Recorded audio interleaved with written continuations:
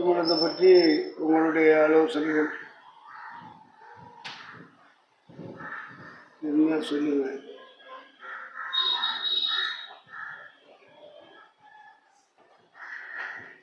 கிருபாசன board போட்டவங்க திருமணுக்கு திருவிழுந்து திருமணம் இந்த மூணுலையும் ஜுவல்ஸ் இருக்கக்கூடாது. திருமணத்தில் இருக்கக்கூடாது, திருமணத்தில் இருக்கக்கூடாது, திருமுழுக்கு அதுதான். அதில் கிருபாசனம் போடப்பட்டவங்களுக்கு மட்டும், மற்றவங்களுக்கு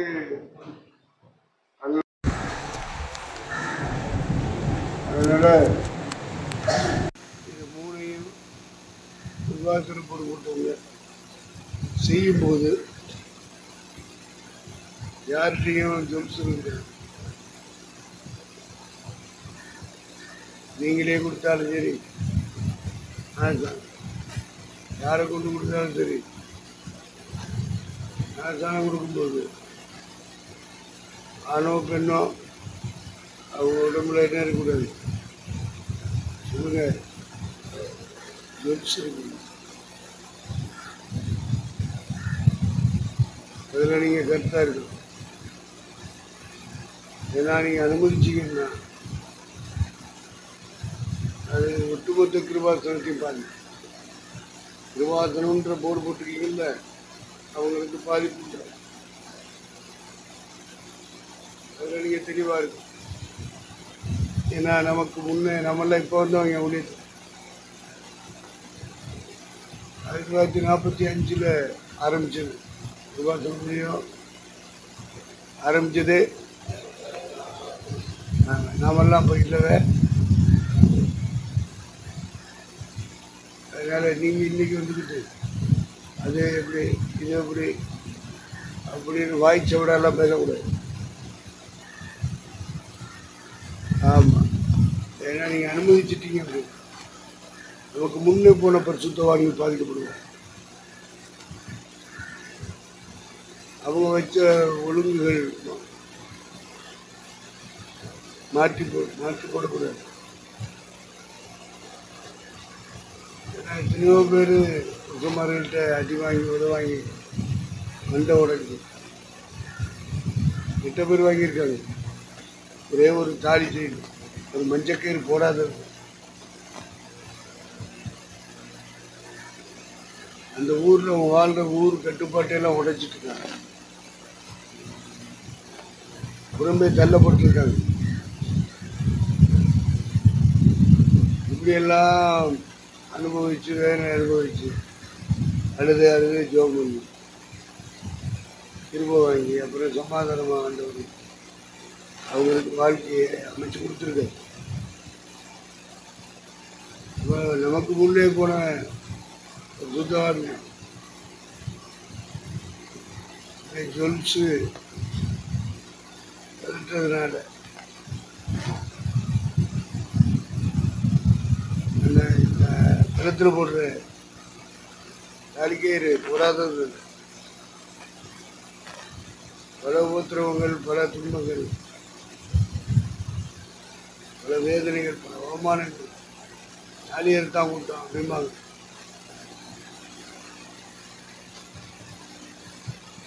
இப்படி யாரெல்லாம் எடுக்கும்போது கட்டின தாலியை கட்டி இருக்க வேண்டும். இப்படிலாம் கஷ்டப்பட்டு இந்த ஊழியத்தை வளர்த்துருக்காங்க, அவங்க கட்டி எழுப்பியிருக்காங்க. ஆகவே கிருபாசனங்கிற போர்டை போட்டிருக்கிறவங்க சாணம் கொடுக்கும்போது, கல்யாணம் பண்ணும்போது, திருவிருந்து கொடுக்கும்போது ஜொல்ஸு இல்லாமல் பார்த்துக்கிடுங்க. அசிங்கப்படுத்தாதீங்க. இல்லையா உங்களோடு கர்த்தர் இருக்கிறார், உங்களுக்கு பைபிள் தெரியும் அப்படிங்கிற ஒரு தெளிவு உங்களுக்குள்ள இருக்குங்க. திருவாசனம் போர்டை கலட்டி கிருபாசனம் போட இந்த கிருபாசனம் போட உங்களுக்கு என்ன ஆத்துமாவை தரப்போகுதா? சொல்லுங்க. தருமா? போர்டு தருமா? ஆத்துமா தருமா? அதனால கிருபாசனங்கிற போர்டை தூக்கிடுங்க. நீங்கள் ஏதாவது சொந்தமாக பேர் வச்சுக்கிட்டு நீங்கள் ஊழிட்டு, ஏன்னா உங்களுக்கு தான் சத்தியம் தெரியும். போடலாம்ங்கிற சத்தியம் உங்களுக்கு தெரியும். அதனால் நீங்கள் அந்த சத்தியத்தின்படி, போடலாம்ங்கிற சத்தியத்தின்படி நீங்கள் ஊழியம் செய்யணும். கிருபாசனம் போர்டு தடையாக இருக்குமா? கிருபாசனம் போர்டை கழட்டிடுங்க. கிருபாசன பேரை வெளியே சொல்லாது. கிருபாசன ஸ்தாபனத்தில் இருக்கிறோம் அப்படின்னு சொல்லாது. நீங்கள் பார்த்துக்க ஆரம்பிங்க. அது சத்தியம் தானே? அப்புறம் சத்தியம் தானேப்பா. இன்னும் முடியா இருக்கியா? ஆமாவா இல்லையா?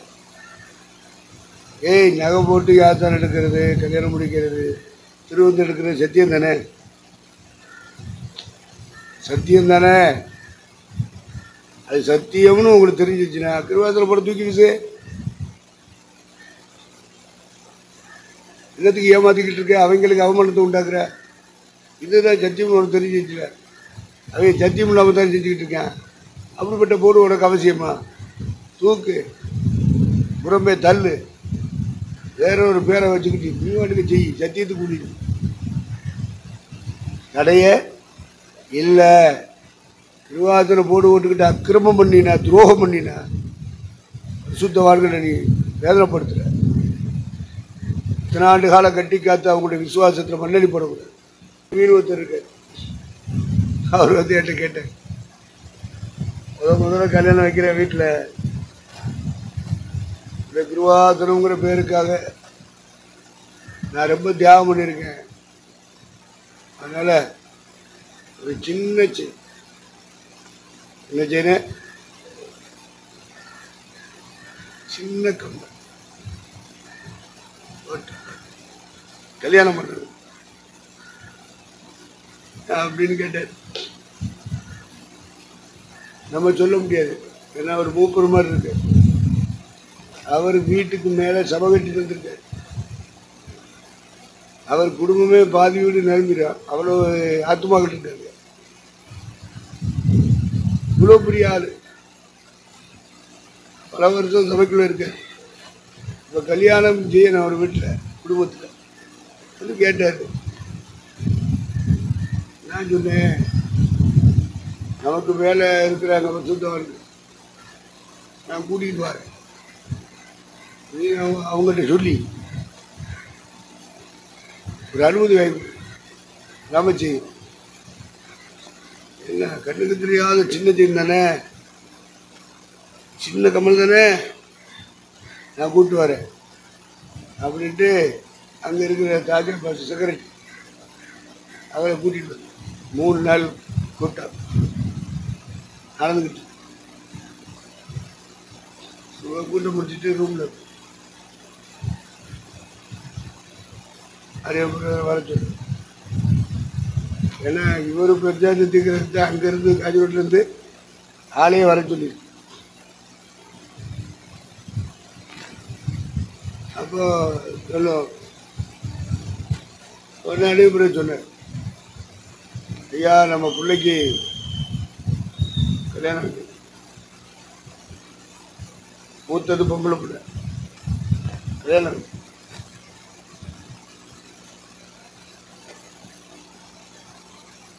அப்படின்னு அடிச்சுட்டேன். நானும் ஏன் பங்குன்னு சொல்லிட்டேன். ஆமையா நமக்கு சபை கட்டி தந்திருக்காங்க. வாமல்ல பஸ்ஸை விட்டு இறங்கும் போதே தெரியாத சபை.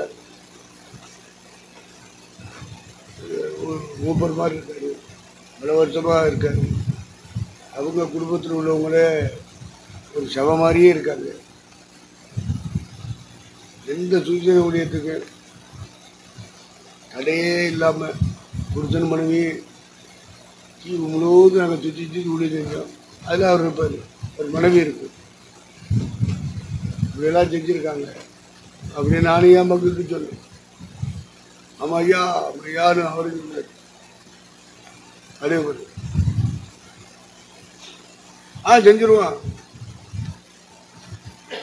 தாராளமாக செஞ்சிருவான் அப்படின்னு சொல்லிட்டு அவர் சொன்னார். அப்போ அறிவுரை சொன்னேன், விஷயத்தை சொல்லியா தாராளமாக செய்வார் சொல்லு, ஏதை சொல்லியா ஐயா இப்படி பார்த்தாரு. அது என்ன சின்ன செய்தியா, கண்ணுக்கு தெரியாத சின்ன போட்டு கல்யாணத்தை பண்ணி கொடுக்கையான்னு அவர் அது முடியாது முடியாது. ஐயா நான் என் சமுதாயமே என்னை தள்ளி வச்சிருக்கியா, அவ்வளோ பெரிய சமுதாயம் இந்த கிருவாத்திரத்துக்குள்ள வந்ததுனால இப்படி தள்ளி வச்சிருக்காங்க. முடியாது முடியாது, அதெல்லாம் செய்ய முடியாது.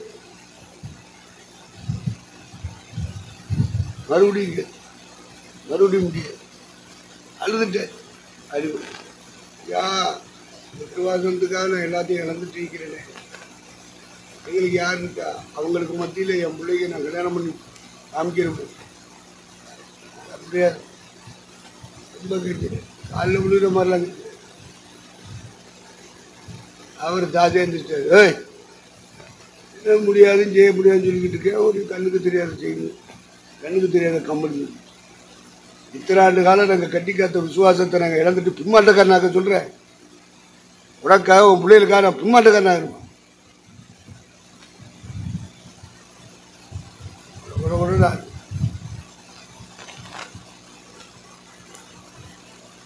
இத்தனை ஆண்டு காலம் கிருவாத்திர ஊழியங்களில் எந்த ஒழுங்குல இந்த ஊழியங்கள் கட்டப்பட்டுச்சோ அந்த ஒழுங்கு மீற சொல்றேன்.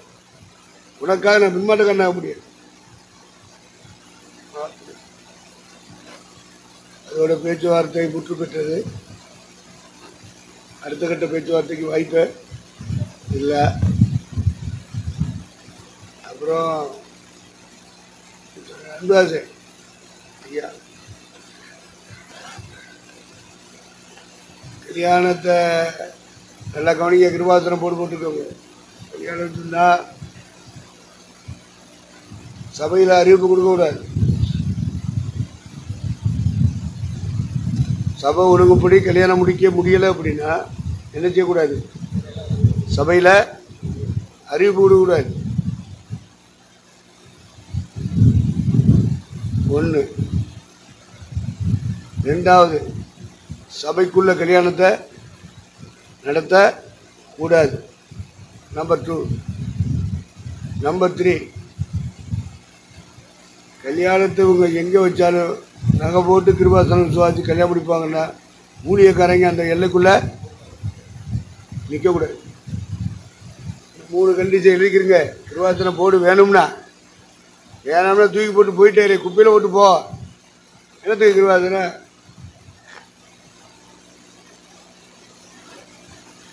இந்த 3 நீங்கள் கிருபாசனம் போடுறவங்க புரிஞ்சு கொள்ளணும். தத்துவம் பேசிட்டு கூடாது.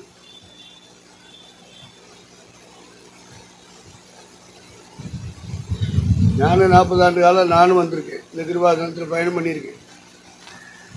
5 வருஷம் விசுவாசியாக இருந்து 40 வருஷம் முழு நேரம் ஊழியக்காரனானு. எத்தனையோ கல்யாணம் நடந்திருக்கு. நகை போடுறத கிடையாது. மொட்டை கழுத்து மொட்டை காது தான். மோதிரம் கிடையாது, செயின் கிடையாது. சரி, உனக்கு எப்படி முடிச்சாங்க? போட்டாங்களா? போட்டாங்களா இல்லையா? அப்படி போட்டுட்டேன்னு நமக்கு ஒரு 2 பவுன் தந்துரு. அதுக்கு தான், வேற இடத்துக்கு.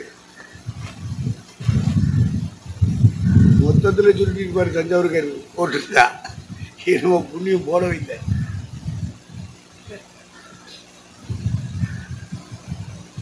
அதனால் 40 ஆண்டு கால கிருபாசன போர்டு போட்டுக்கிட்ட பயணத்தில் நூற்றுக்கணக்கான கல்யாணங்கள் நடந்திருக்கிறது. யாருக்கும் ஜொல்ஸு போட்டு அப்படிப்பட்ட கல்யாணம் நடத்தவே.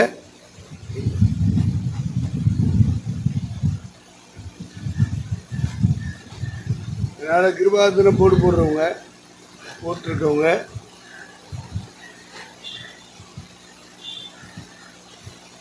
ஜொல்ஸ் இல்லாத ஒரு திருமணம் தான். ரத்னபாளையாட்ட ஒரு திருமணம் நடந்துச்சு. ரத்னபாளையாட்ட பொண்ணு இங்கே ஏஜுன்னு சொல்லி மாப்பிள்ளை. அப்போ நிச்சயதார்த்தம் பண்ணுறதுக்கு கூட்டிகிட்டு போனாங்க. நான் வரமாட்டேன்னு, ஏன்னா ரத்னபால் வந்து ஏஜி செட் ஆகாது, வரமாட்டேன். என்ன பேச்சு டைம் தெரியல. ஐயாவை தூக்கணும், தூக்கி காரில் ஓட்டு பிஜாமல் கொண்டு போயிட்டே இருக்கணும். அங்கிட்டு ஒரு ஆள் இங்கிட்டு ஒரு ஆள், ஏதாவது அலுமினார்னா போட்டு குட்டிச்சு வச்சுருக்கேன். தூக்கிட்டாங்க போட்டாங்க, துருவாக வண்டி போயிடுச்சு. இங்கே வாங்கையான்னு பாக்க, அவ்வளோதான். எல்லோரும் பரிசுத்தவான்கள் பார்த்துக்க. வாங்க ஐயா, பாத்தியார் ஐயா, வரவேற்க வந்தவங்க அனுப்பிவிட்டு போயிட்டாங்க. அங்கே போனோடனே நான் இப்போ யோசிச்சுட்டே போகிறேன், ஒரு பெரிய மனுஷன், இவர் எப்படி கல்யாணத்தை பண்ணுறாரு, படிப்பு.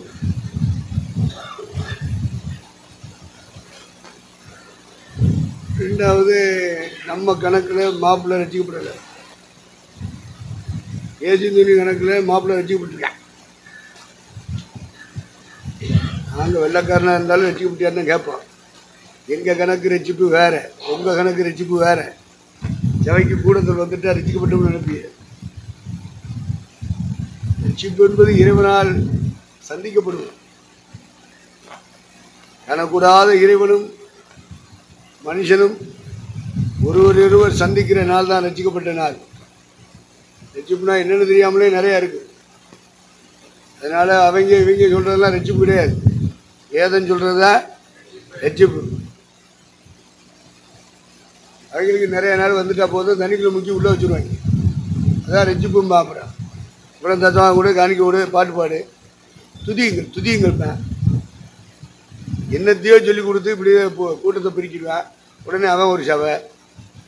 இப்படிப்பட்ட அலங்கோலங்கள் நடந்து கொண்டிருக்கு பெந்தகோஸ்து வட்டாரத்தில். ரொம்ப தெளிவாருங்க, விழிப்பாருங்க, மோசம் போகாதிருங்கள். தேவன் தம்மை பரியாசம் பண்ண ஒட்டார், வஞ்சிக்கப்படாதிருங்கள். பரிசுத்தாவிங்கிற பேரில் வஞ்சகாவி இறங்கிட்டு இருக்கு சபைக்குள்ள. சத்தியத்தின்படி போகக்கூடாது அந்த பிசாசு. அதனால நீங்க ஏதாவது கருத்தா இருங்க. அதனால ராஜாபா சொன்னாரு, சபையில் நிற்கக்கூடாது, கட்சி செய்யக்கூடாது, சபையில் அறிவிப்பு இருக்கக்கூடாது, வெளியிலேயே கொண்டு போய் கல்யாணம் முடிச்சாலும் ஊழியக்காரங்க நினைச்சக்கூடாது, நிற்கக்கூடாது. கிருபாசனம் ஊழியக்காரன் கவனி, இல்லைன்னா ஓடி போயிரு, உன் வீட்டில் இருந்து ஓடிச்சு. சும்மா ஏனதாலும் இருக்கக்கூடாது. உன் வீட்டில் இருந்து ஓடிஞ்சு கிருபாசனக்காரன் ஒருத்தரும் குறை சொல்ல மாட்டான். தனியாக இண்டிபெண்டாக ஓடிஞ்சு கிருபாசனங்கிற நேம் போட நீ கிளைம் பண்ணணும்னு நினச்சின்னா இதான் ஒழுங்கு. குழப்பம் பண்ணிட்டு கூட பெரிய சத்தியம் பேசிட்டு இருக்க. இதுல இருந்த பரிசுத்தவான்களோட நீ சத்தியம் தெரிஞ்சுன்னு உனக்கு வயசு பத்துமா? உனக்கு விளங்காதவனா இருக்க. பைபிள விளங்குதா உனக்கு? பாதிச்ச உடனே விளங்கிருமா? ஏனோ அதெல்லாம் கேட்டுட்டு கூடாது. கிருபாசனம் என்ற நேம நீ கிளைம் பண்ண விரும்பினா கிருபாசனம் உங்ககிட்ட இதை எதிர்பார்க்குது, செய்ய முடியுமா? அப்படின்னா கிருபாசனம் போட போட்டுட்டு கூடிச்சு. உனக்கு ஒத்து வரலையா? உனக்கு கூட தேவன் இருக்காரா? நீ நகைப்பட்டு முடிக்கிறதா சத்தியம் நினைக்கிறியா? அந்த போர்டை கழட்டிடு, நீ தனியா போ. சரியா போடு போட்டுச்சு, தடை இல்லை. இல்லை உனக்கு தான் சத்தியம் திரும்பல. நகை போட்டு கல்யாணம் முடிக்கிறது, நகை போட்டு ஆசாரம் எடுக்கிறது, நகை போட்டு திருவிந்து கொடுக்கறது தான் சத்தியம்னா போல. கிருபாசன நேம கிளைம் பண்ணாது. நீ அந்த நேம் வேணும்னு நினைச்சினா கிருபாசன சொல்றபடி நட. சத்தியமா? சத்தியம் இல்லையா? அந்த நேம் உனக்கு வேணும்னா செய்யல, இல்லைன்னா போயிட்டே இருக்க. ஓடி போய் ஐயா நாங்கள் வேற சபையில் போய் ஆசாரம் எடுத்துட்டு வந்துடுறோம் ஐயா, நீங்கள் திருவிழா தரமாட்டோம். அப்படி சிலது டைவர்ட் ஆகி எரிஞ்சிது, அங்கே போய் முங்கி இருந்துச்சு, இங்கே வருது. இந்த நீஞ்சு அப்படி தண்ணிக்குள்ளே முங்கி அப்படி ஒரு ரூபாய்க்கு திரும்ப மேலே இது மாதிரி டைவர்ட் அடிக்குது. அங்கே போய் ஞாபகம் எடுத்துட்டு இங்கே வந்து உருப்படாது. இந்த வேலையெல்லாம் வச்சுக்க கூடாது. ஆமாம், இந்த மோடி மஸ்தான் வேலையெல்லாம் நினைச்சக்கூடாது, செய்யக்கூடாது. மனம் திரும்பிடாரு, அதில் கருத்தா இருங்க. உங்களுக்கு சத்தியம் நகை ஓட்டு கொடுக்கறது தான் சத்தியம்னு விளங்கிருச்சுன்னா நீ ஏன் கிருபாசன போர்டுக்குள்ள இருக்க? வெளியே போ. நீ சத்தியத்துக்காக ஒளிஞ்சிடாரு, போ தனியா போய் செய்யி, யாரால போய் செய்யி, யாரும் தடுக்க மாட்டாங்க. முன்னே போன பரிசுத்தவான்கள் சகோதரிமார்கள் பாதிக்கப்படுவாங்க. நீங்க கிருபாசன போர்டு போட்டுட்டு செஞ்சீங்கன்னா அவங்களுக்கு பாதிப்பு. ஒட்டுமொத்தமாக ஒரு ஸ்தாபனத்தில் ஒரு ஒழுங்கு வச்சிருக்க, இந்த ஒழுங்கை பின்பற்ற உங்களுக்கு மனம் உண்டானால் கிருபாசன போர்டு போடுங்க, இல்லைன்னா கலட்டிட்டு போயிட்டே இருக்கு. உள்ள உட்காந்துக்கிட்டு அவங்களை அசிங்கப்படுத்தக்கூடாது, வேதனைப்படுத்தக்கூடாது, துக்கப்படுத்தக்கூடாது. இப்படிலாம் துக்கப்படுத்திங்கன்னா உங்கள் மேலே சாபம் வரும். நீங்கள் கிருபாசன போட விட்டு வெளியே போயிட்டீங்க, உங்கள் மேலே சாபம் வராது. தீர்க்காயசாக இருப்பீங்க, நல்லா இருப்பீங்க. சரிதானே? சரியா சரியில்லையா? ஓஷ்டம் செய்யறக்கல்ல கிருபாசனம் போடு. அசிங்கப்படுத்தக்கூடாது உள்ள உட்காந்து. அதனால வேற போர்டு போடுங்க. சிபிஎம்னு போடு, ஐபிசின்னு போடு, ஃபுல் கேஸ் பண்ணு போடு, ஏஜின்னு போடு, ஏசிஏன்னு போடு. இல்லைன்னா என் வழி தனி வழி இண்டிபெண்ட் ஆயிரு. யார் தடை? சும்மா குழப்பம் பண்ணக்கூடாது. அறிவு இருக்கணும், அறிவில் தெளிவு இருக்கணும், நிச்சயம் இருக்கணும். ஒவ்வொரு விஷயத்துலையும் அறிவு இருக்கணும், தெளிவு இருக்கணும், நிச்சயம் இருக்கணும். கிருபாசனத்தில் அப்படி ஒரு ஒழுங்க வச்சிருக்காங்க. நான் வசனத்து முடி தான் ஒழிஞ்சுவேன், சத்தியத்து முடி ஒழிஞ்சுவேன்னா போ தனியாக உட்காந்து செய். யார் தடை? தாராளமாக செய். இல்லையா? நகை போடுறது சத்தியம்னு விசுவாசிக்கிறவங்க எப்படிலாம் போர்டு வச்சுருக்காங்களோ அது மாதிரி ஒரு போர்டு கூட இணைஞ்சுப்போம், இல்லை இண்டிபெண்ட்டாக போ. இதை நீங்கள் புரிஞ்சுக்கிறேன். ஆகவே திருமுழுக்காக இருந்தாலும், திருவிருந்தாக இருந்தாலும், அடுத்து திருமணமாக இருந்தாலும், கிருபாசன போர்டுக்குள்ளே இருக்கிற ஊழியக்காரர்களுக்கு ஒரு ஒழுங்கு இருக்கு. அந்த ஒழுங்கின்படி தான் ஊழியம் செய்யணும். கிருபாசனத்துக்குள்ள, கிருபாசனத்தை விட்டு வெளியே போனீங்கன்னா தேவையில்லை.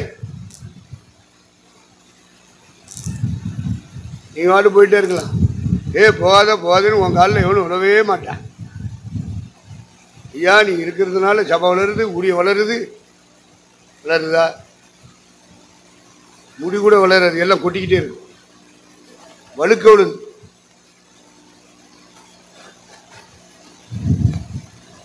அதனால அவர்களை துக்கப்படுத்தாயிருங்கள். பரிசுத்தவான்கள் தேவ மனுஷன் வேதனைப்பட்டாங்கன்னா நமக்கு, நம்ம குடும்பத்துக்கு சாபமாக முடியும். நமக்கு வேண்டாம், அந்த சாபக்கேடு நமக்கு வேண்டாம்.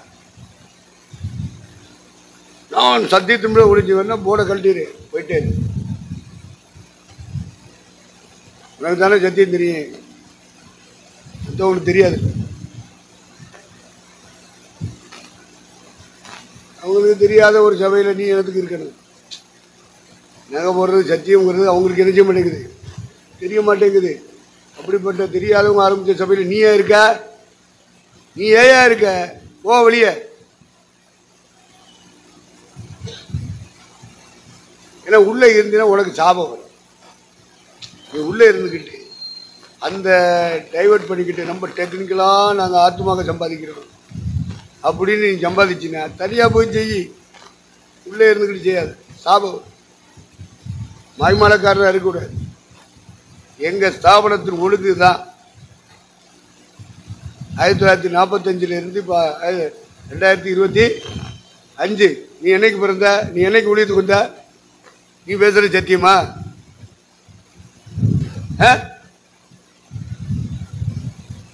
சும்மா குழப்பம் பண்ணிட்டு ஓடி போய்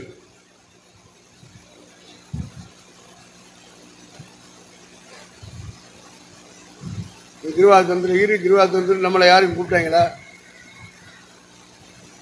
நம்ம மூலமா என்னதான் நடந்தாலும் கண்டுக்க மாட்டாங்க. 10 பைசா தருவாங்களா? தரவும் மாட்டாங்க. நம்ம தான் அழுகணும், நம்ம தான் ஜெபம் பண்ணணும், நம்ம தான் வாசிக்கணும், நம்ம தான் ஜூசி எரிக்கணும், நம்ம தான் இடம் வாங்கணும், நம்ம தான் கட்டணம் கட்டணும். மாதம் மாதம் இவங்களுக்கு கொண்டு போய் என்ன கொடுக்கணும்? அது சோத்திரன்னு வாங்கிக்கிடுவாங்க. ஜிப்பா போட்டுக்கிறனால ஜிப்பாக்குள்ள திணிச்சுக்கிடுவாங்க. சரி, நம்ம ஒரு இடம் வாங்கினேன், உதவி செய்வாங்களா? செய்ய மாட்டாங்க. ஒரு கட்டணம் கட்டணும், செய்வாங்களா? செய்ய மாட்டாங்க. அதான் கிருபாசனம். ரத்தமாக கொடுத்தா வாங்குவாங்களா? அது வாங்கிக்கிடுவாங்க.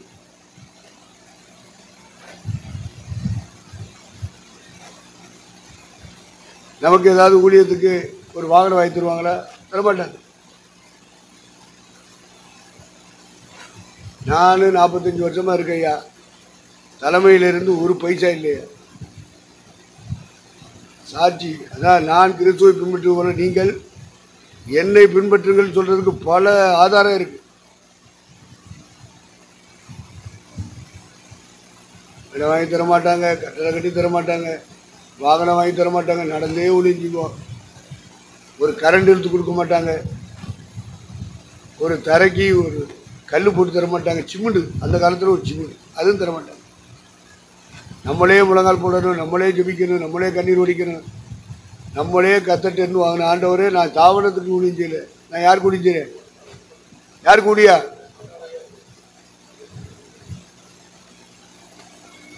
அப்போ அவர் தான் தரணும். அவருக்கு உழைச்சா, அவருக்கு வேலை பார்த்துனா கூலி யார் தான் தரணும்? சாவனம் இல்லை, சாவன தலைவர்கள் இல்லை.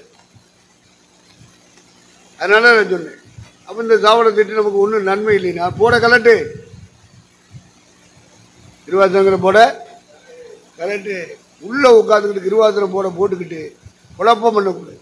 பெரிய சத்தியம் பேசுகிற மாதிரிலாம் பேசக்கூடாது. சாபம் வரும். என்ன வருன்னு சொல்லு. நமக்கு சாபம் வேண்டாம். இருக்கிற சாபமே நம்மளை விட்டு போகாமல். அப்படித்தானே? அப்படித்தானே இல்லையா? இருக்கிற சாபமே நம்மளை போட்டு அலக்கழிச்சுக்கிட்டு அடிமைப்படுத்திட்டு அதுவே எப்படா போகும் நம்ம உட்காந்துக்கணும். இதில் வேற எக்ஸ்ட்ரா ஜாபங்கள் வந்து உட்கார்றதுக்கு எதுக்கு நம்ம வாசலை திறக்கணுமா? வேண்டாம், பூட்டி இருக்கு. ஆமாம். அதனால கிருபாசன போர்டு போடுற ஊழியர்கள் கவனிக்க வேண்டிய விஷயங்கள் நான் சொல்லிக்கிட்டு இருக்கேன். ஏனோ தானே இருக்காதிய, அந்தந்த நேரங்களில் வரும். அதனால் நீங்கள் புரிஞ்சுக்கணும். அதனால் நம்ம விசுவாசிகளுக்கு என்ன செய்யலாம்? கிருபாசன போர்டு போடுறவங்களுக்கு கவனிக்க வேண்டிய விஷயம், நீண்ட காலம் விசுவாசியாக இருக்காங்க, நீண்ட காலம் இந்த ஊழியத்தை தாங்குறாங்க, சுவிசேஷத்தை ஊழியம் செய்கிறாங்க, ஆத்துமா கொண்டாடுறாங்க, அவங்க வீடுகளில் ஜெப கூட்டமே நடக்கிறதுக்கு கொடுக்குறாங்க. இப்போ அவங்க ஒரு செயினும் ஒரு கம்மலும் தான் கேட்குறாங்கன்னு வை, நம்ம கொடுக்க மாட்டோம். அவங்க போட்டுக்கிறேன்னு சொல்கிறாங்க, வேற ஒன்றும் இல்லை. நம்ம எதாவது போட்டு கொடுக்குறோமா?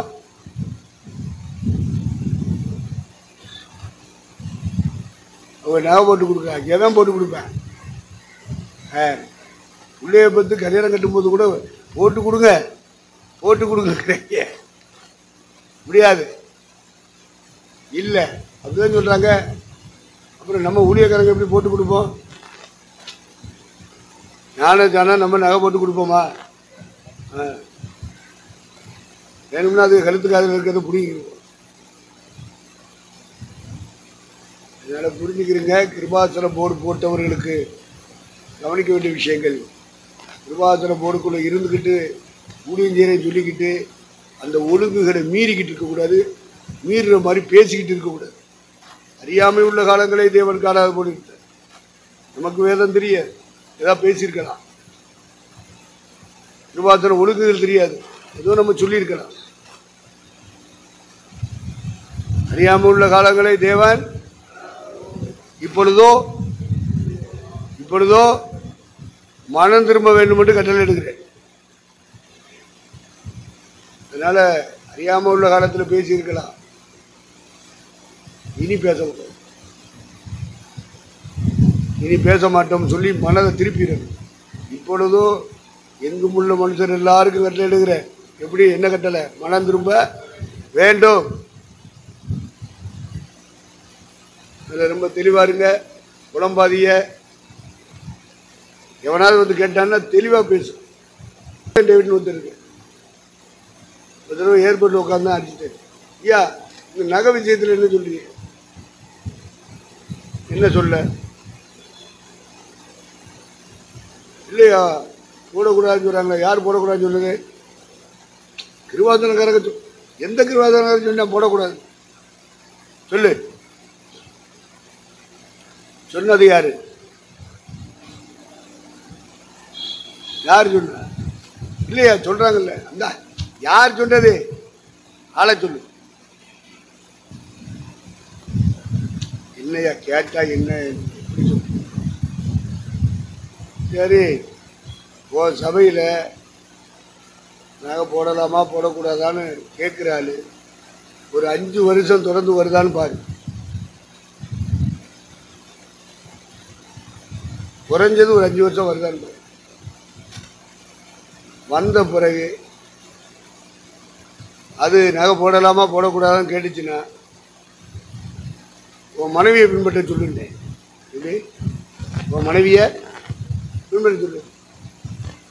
உன் மனைவி கழுத்தில் கிடக்கா, காதில் கிடக்கா, கையில் கிடக்கா, ஏன் நீ கழட்டின? சொல்லு சொல்லு. 70 சபைக்கு தலைவன் கைவினை டேவிட். மனைவியை பின்பற்ற சொல்லுப்பா. இல்லை, நகை போடுறது சத்தியம்னா உன் பொண்டாட்டி போடு.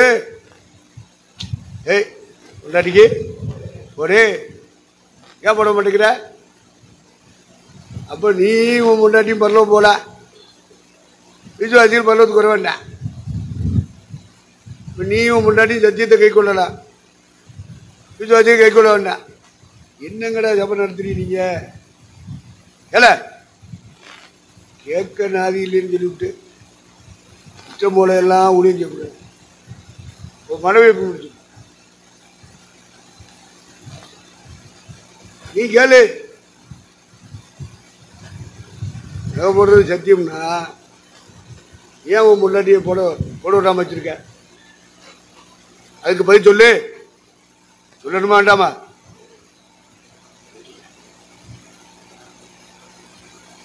கேட்கணும், பதில் சொல்லணும். ரொம்ப தெளிவா இருங்க, நிச்சயத்தோட இருங்க. கேட்கிறவங்களுக்கு பதில் தெளிவா சொல்லுங்க.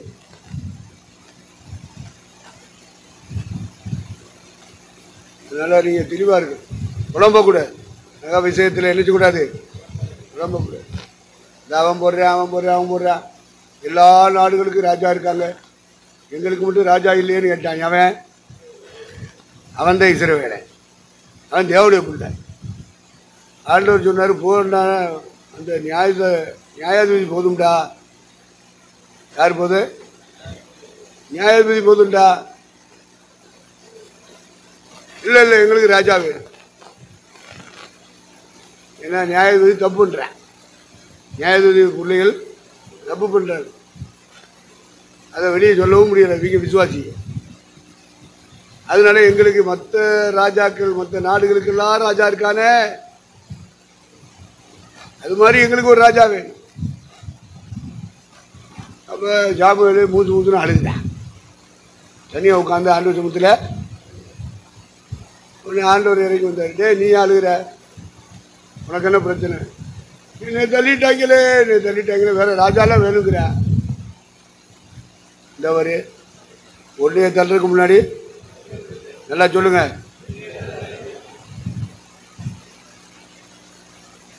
அதனால நீ அழுகாத. அல்லாத புள்ள மகளே அழாதிய, மகளே அழாத, மகனே அழாத, தள்ளிட்டாங்கன்னு சொல்லாது. உன்னை தள்ளுனான்னா என்ன தள்ளிட்டேன், ஏன்னா ஏற்படுத்தினது யாரு? அதனால என்ன தள்ளிட்டான்டா நீ அழுகாது. இப்போ மற்ற நாடுகளுக்கு ராஜா இருக்கலாம்டா, மற்ற சபைக்காரன் போறா நகை போட்டு ஆந்தா கொடுக்கலாம், நகை போட்டு அவன் கல்யாணம் முடிக்கலாம், நகை போட்டு அவன் திருவிந்து நடத்தலாம். நம்ம கிருபாசனத்துக்கு அது இல்லை, நம்ம கிருபாசனத்துக்கு அது இல்லை. தெளிவா இருக்கணும், கேட்கிறவனுக்கு உத்தரவு தெளிவா பேசணும், குழப்பக்கூடாது, நம்மளும் குழம்பக்கூடாது. அதனால தெளிவா இருக்கு. எல்லா சபையும் போடுது, இவெல்லாம் பரலோகம் போக மாட்டாங்களா, அவங்கெல்லாம் பரிசுத்தவான்கள் இல்லையா, அவர்களை பற்றி நாங்கள் தீர்ப்பு சொல்ல முடியாது. நீ தீர்ப்பு சொல்லிக்க. நகை போடக்கூடாது போடக்கூடாது, கீழ்படிய மனசுண்டா, அடங்கி இருக்க மனசுண்டா, கீழ் இல்லைன்னா வெளியே போ. காஞ்சி ரோட்லேருந்து நீ சொல்லுங்க, ஐயா என்னையா வெளியே போய் சொல்றீங்க, நான் வாண்ட சொல்றேனா, உனக்கு என்ன பிரச்சனை? என் பிள்ளைகளுக்கு சொல்றேன், என்னை நம்பி இருக்கிறவனுக்கு சொல்றேன், என்னோட இணைஞ்சு பணி செய்கிறவனுக்கு சொல்றேன், வேற எவனுக்காக சொல்றேன்? எத்தனை தடவைக்கு போயிட்டு வரேன், 40 வருஷமா போயிட்டு வரேன், சொல்லியிருக்கேனா ஐயா? சொல்ல மாட்டேன். சொல்லியிருக்கேனா? செந்துர பாலு நீங்க சொல்லுங்க. சொல்ல மாட்டேன். சொன்னா நீங்க அடுத்த தடவை கூப்பிட மாட்டீங்க. சொல்ல மாட்டேன். எங்க சபைக்கு ஒழுங்கு, திருமணம், திருமுழுக்கு, திருவிருந்து, நகை இருக்கக்கூடாது. அது கிருபாசனம் போர்டு போட்டவங்களை மட்டும் கட்டுப்படுத்து, மற்றவங்களை கட்டுப்படுத்தாரு. ஆமாம், அவங்களுக்கு ராஜா இருக்குது, அவங்களுக்கு ராஜா இருக்குது, அவங்களுக்கு ராஜா இருக்குன்னா எங்களுக்கு தேவையில்லை. அவன் நகை போட்டு பிடிக்க, அவன் நகை போட்டு பிடிக்க, முடிச்சுட்டு போகிறான். எங்களுக்கு என்ன பிரச்சனை? எங்களுக்கு பிரச்சனையே இல்லை. நீங்கள் போடுற பவுனில் ஒரு 2 பவுன் எங்களுக்கு கொடுக்குறன்னு நாங்கள் கேட்க போகிறது இல்லை. அவங்க கேட்பாங்க, வாங்கிக்கிடுவாங்க, எங்களுக்கு தேவையில்லை.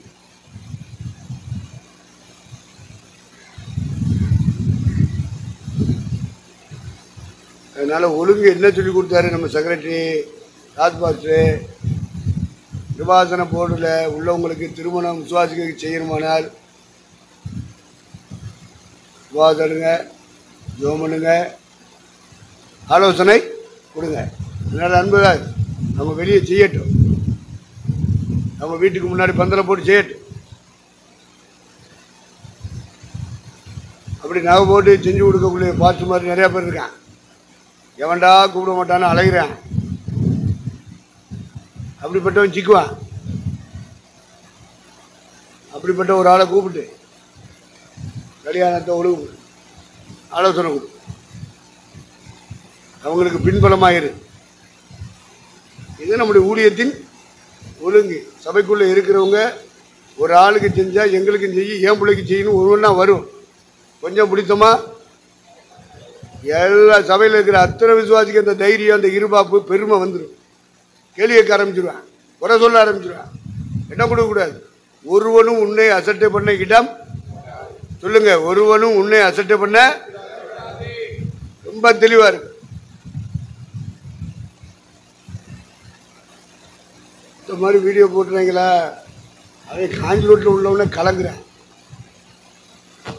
சாதியா காலத்தில் கலக்க இல்லை, சாதியா பாத்து காலத்தில் கலக்க இல்லை, கிறிஸ்தவர் காலத்துலேயும் கலக்க இல்லை. இப்போ யோபு வந்து உட்காந்துருக்காரா, கலங்குறான் சுற்றி இருக்கிறவங்க. என்னடா இவர் வெளியே போய் சொல்றாரு? நம்ம தான் சொல்ல முடியும்.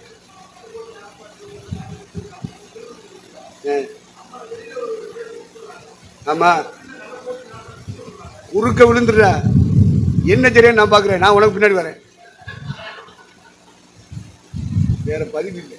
இன்னும் அடுத்த கேள்வி கேட்பேன், அடுத்த கேள்வி கேட்பேன். என்னைய பேச விட மாட்டேன். ஆமாப்பா, அதுக்கு தாப்பா என்னையை சாட்சி ஆக்குறேன். 40 வருஷம் நானும் ஆத்துமா சம்பாதிச்சிருக்கப்பா. நூற்றுக்கணக்கான ஆத்துமாக்கள் நகை போட்டு கொடுக்காம இருந்திருக்கேன். அந்த ஆத்துமா நிற்கிது. எவனாவது கூப்பிட்டுருப்பானா? அந்த வட்டாரத்தில் இருக்கிறவனை பூரா நம்ம என்ன பண்ணிடணும்? ஃப்ரெண்ட் ஆக்கிடணும். சாலமோன் ஒவ்வொரு தேசத்துலையும் என்ன பண்ணிட்டேன்? சம்மந்தம் போட்டுக்கிட்டேன். எல்லா ஜாதியிலும் சம்மந்தம் போட்டுக்கிட்டேன். ஏன்னா அவனுக்கு பேர் சாலமோன். சாலமோன்னா சமாதானம்னு அர்த்தம். அப்போ நமக்கு அப்போ சமாதானம்னு வச்சுருக்கேன். நம்ம சுற்றி இருக்கிற நாட்டில் இருக்கிற எவனும் சண்டைக்கு வந்துடக்கூடாது, இராணுவத்தை தட்டி வந்துடக்கூடாது. அதனால நம்ம என்ன பண்ணுவோம்? அங்கே ஒரு சமத்தை போடு, இங்கே ஒரு சமத்தை போடு, இப்படி போட்டான் பாரு 1000 பொண்டாட்டி. ரிசல்ட் என்ன? பேர் என்ன? ஆமாம், சமாதானத்தை காக்கணும்னா கல்யாணம் முடிக்கணும்ல. ஒவ்வொரு ஜாதியிலும் கல்யாணம் பண்ணு. எல்லா பயிலும் சொந்தக்காரன் ஆயிடுவான்ல. சொந்தக்காரன் அவன் ஆக மாட்டான். ஆகவே இந்த ரகசியத்தை படித்ததுனால சுற்றி எவெல்லாம் ஊழியத்தை உண்டாக்குறானோ உடனே அவன்கிட்ட போய் உட்காந்து ஃப்ரெண்ட் ஆகிக்கணும். நல்லா கவனிக்க, அதான் ரகசியம். ஆமாம், நீங்கள் போய் ஃப்ரெண்ட் ஆகிருங்க. அவனை கூப்பிட்டு ஒரு நேரம் சாப்பாடு கொடுங்க. அவன் ஒரு நேரம் உங்களை கூப்பிட்டு சாப்பாடு கொடுக்கணும். நீ ஆதாயம் பண்ண ஒரு ஆத்மாவை அவன் எடுத்துருவானே? சம்மந்தம் போட்டோம்ல, எடுக்க மாட்டாயா? சண்டையை போட்டினா தூக்கிட்டு போயிடுவேன். எல்லாரையும் நண்பர்களாக்கு, அன்பு காட்டு. நிச்சயமா நீ சம்பாதிச்ச ஆத்மாவை அவன் நினைக்க மாட்டான், கொண்டு போக மாட்டான். கொண்டு போனாலும் நீ கிளைம் பண்ணிடலாம், திருப்பி கொண்டு வந்துடலாம். பயப்பட வேண்டாம். இந்த தீவுக்குள்ளே வந்த உடனே தோமான ஒருத்தர் ஊழிய ஆரம்பிச்சார். அவர்கிட்ட கொஞ்சம் வந்துட்டு ஞானப்பிரகாசனும் ஊழிய ஆரம்பிச்சார். அவர்கிட்ட கொஞ்சம் வச்சு பவுலோசனும் ஊழிய ஆரம்பிச்சார். அதுக்கு முதல்ல அவர்கிட்ட இருந்து ஒரு 2 3 நம்மகிட்ட வந்தார். எல்லாரையும் திருப்பி விட்டேன். என்ன அவங்க ஏன்ட்ட சம்மந்தம் போட்டுட்டாங்க, இதனால திருப்பி விட்டேன். எல்லாம் போ சம்மந்தம் பண்ணா ஃப்ரெண்ட்ஷிப் ஆகுறது. ஓ, ஒரு சம்மந்தம் பண்ணாருன்னா கல்யாணம் முடிச்சுட்டாரு நினைச்சதேப்பா. உங்கள் மைண்ட் அப்படி தான் சொல்லு, மைண்ட் வாய்ஸில் அப்படி தான் கேட்குது. ஆமாம், தெளிவாக இருங்க. ஒவ்வொரு ஸ்டெப்பும் தெளிவாக இருக்கட்டும். அதனால் இங்கேயே ஒரு 3 சபை எம்டி ஆகிற மாதிரி இருந்துச்சு. நான் அனுமதிக்கலை, ஏன்னா ஃப்ரெண்ட்ஸ் ஆகிட்டாங்க. திருப்பி விட்டேன். அதான் அவங்க காத்துக்கிறல. இதே ஞானப்பிரகாசன் சொன்னார், கிருவாத்தனை வரட்டும், தேவ சபைக்கு மட்டும் போக வேண்டாம் அப்படின்னாரு. அப்புறம் தான் கட்சியம்பரத்தை கூப்பிட்டு 5 ஃபேமிலி ஞானத்தான கூட்டம் வச்சு அப்படியே பெபின்தாஸ்ட்டு போங்கன்னு சொல்லி தள்ளி விட்டேன். தங்கச்சி மட்டும் தோமா சபையில் இருந்து வந்தாங்க, தள்ளி விட்டேன். அப்புறம் ஒரு கம்யூனிட்டி சர்வீஸ் வந்துச்சு. போக மாட்டேன்னு வந்துக்கிட்டே இருந்தேன். கம்யூனிட்டி சர்வீஸில் நான் சொன்னேன், இப்படி இன்னொரு சபையிலேருந்து வந்திருக்காங்க, அவங்களுக்கு நீ கம்யூனிட்டி சர்வீஸ் கொடுப்பீங்களா? திருவிருந்து அதெல்லாம் கொடுக்கலாம். ஏன்னா அது அங்கே வட இந்திய கேஸு. வட இந்தியாக்காரனுக்கு விலகவே செய்யாது. தமிழ்நாட்டில் இருக்கிற ஒரு அறிவு வட இந்தியாவில் இல்லை.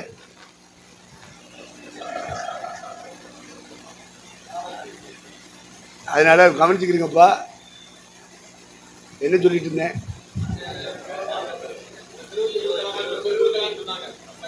ஆமாம், இவர் பம்பாயில் சொல்லலை, இங்கே வந்திருக்காரு இந்த நீங்கள் உட்காந்துருக்க இடத்துக்கு.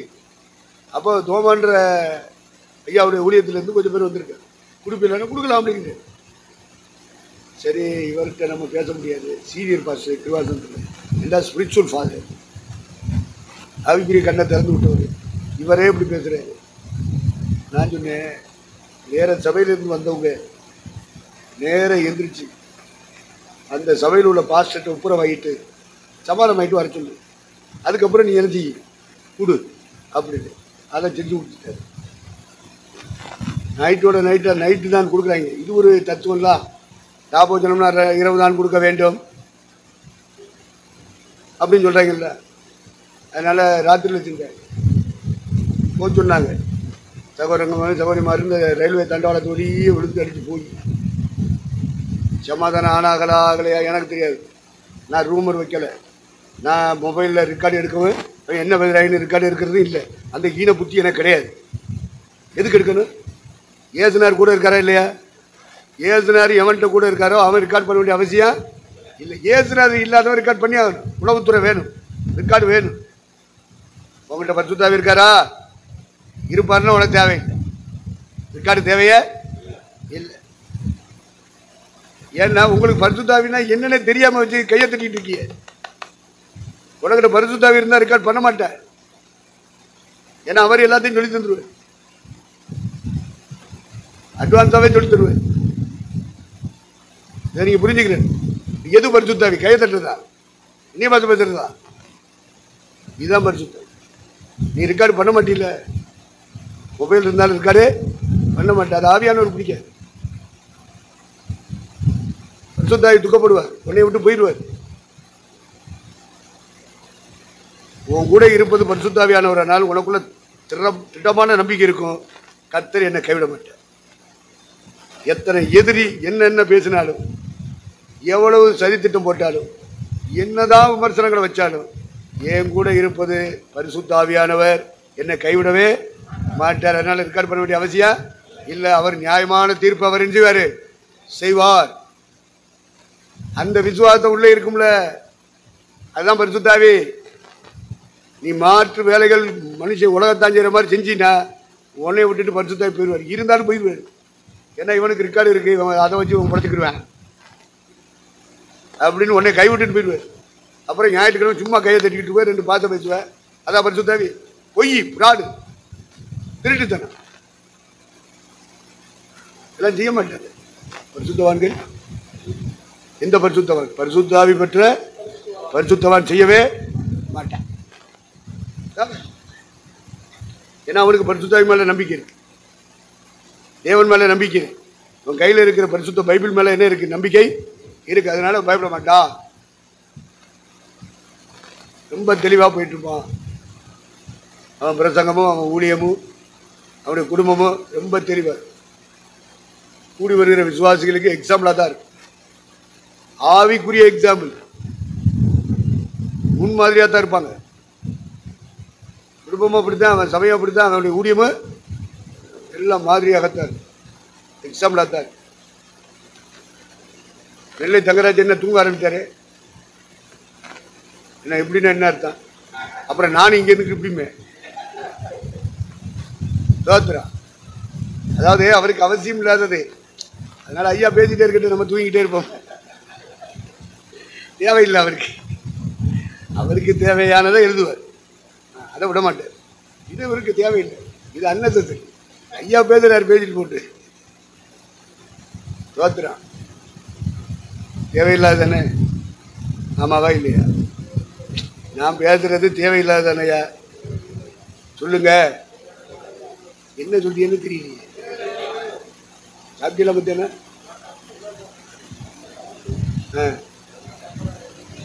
மீனா? மீன்லாம் தரலடா.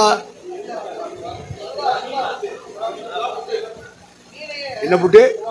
சரி, அப்புறம் என்னது? முருகரியா? டேய், எனக்கு தரவே இல்லடா.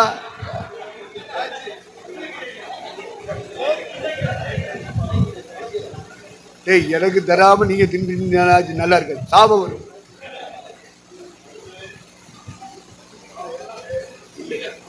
கீரை, முருங்கைக்கீரை கிடையாது, அதுக்கு பேர் அரங்கீரை.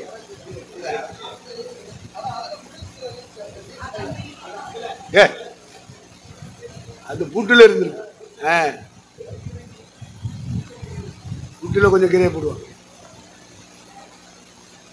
சரி, நம்ம காரிய கூத்தாடினாலும் காரியத்தில் என்ன இருங்கப்பா, சத்தியத்தை விட்டுறாதீங்க, ஒழுங்குகளை விட்டுறாதீங்க, ரொம்ப முக்கியம். என்ன சொல்லிட்டு இருந்தேன்? ஃபர்ஸ்ட் அனுப்புனாரு. அவங்க போயிட்டு சமாதானமானாங்களோ இல்லையோ, எப்படியோ என்கிட்ட வந்து சொன்னாங்க சமாதானம் ஆகிட்டோம் அப்படின்னாங்க. மாத்தாரு, நீ சொன்ன நான் போனாங்க, அவங்க அப்புறம் மணிப்படுத்தி வந்துட்டாங்க, நான் கொடுக்க போகிறேன்ட்டு. அதுக்கு மேலே ஒன்றும் சொல்ல முடியல. அப்போது அவர் ஆரம்பிச்சுட்டாரு, கொடுக்கக்கூடிய வேலையை செய்ய ஆரம்பிச்சார். திருவந்தாரான தொடருகிறேன். நான் மேலே வந்தேன். அப்போ வந்து லேண்ட்லைன் சத்தம் வருது, பெல் அடிக்குது. எடுக்கிறேன். மறுமுனையில் அவர் இருக்கார். யாரு? தோமா. ஒருத்தருக்கு நீ ராமாயணம் கொடுக்கூடாது.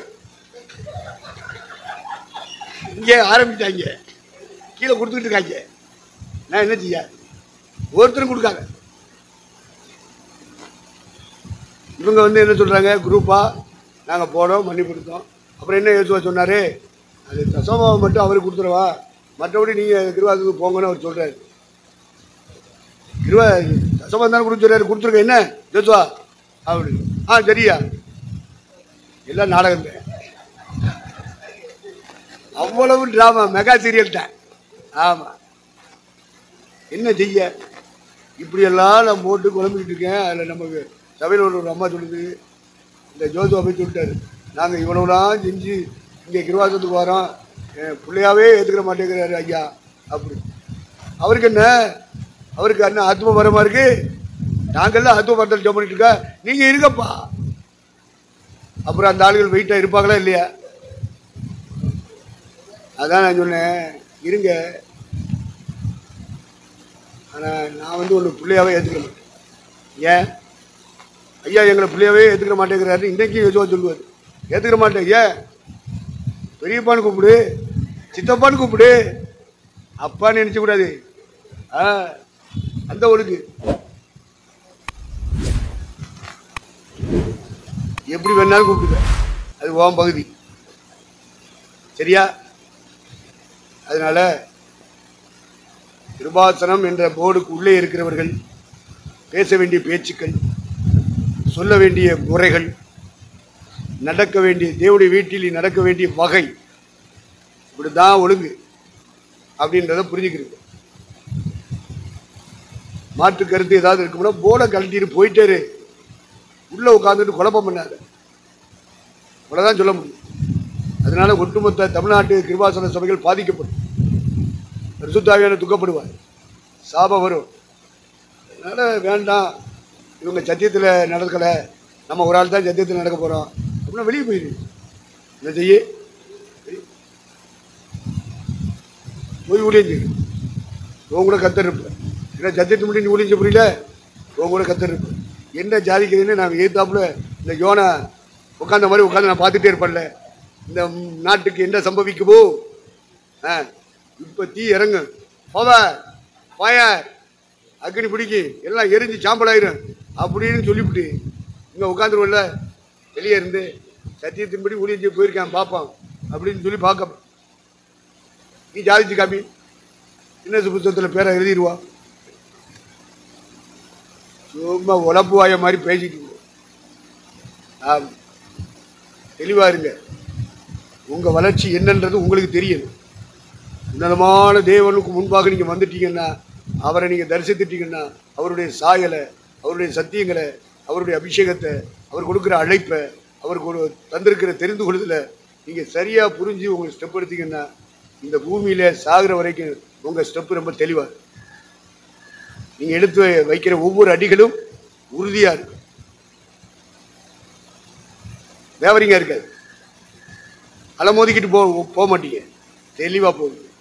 கர்த்தர் அந்த கிருபையை உங்களுக்கு தருவாராக, அந்த கிருபையை உங்களுக்கு தருவாராக. மணி என்னாச்சு? சரி, எல்லாரும் எந்திரிங்க, வாங்க.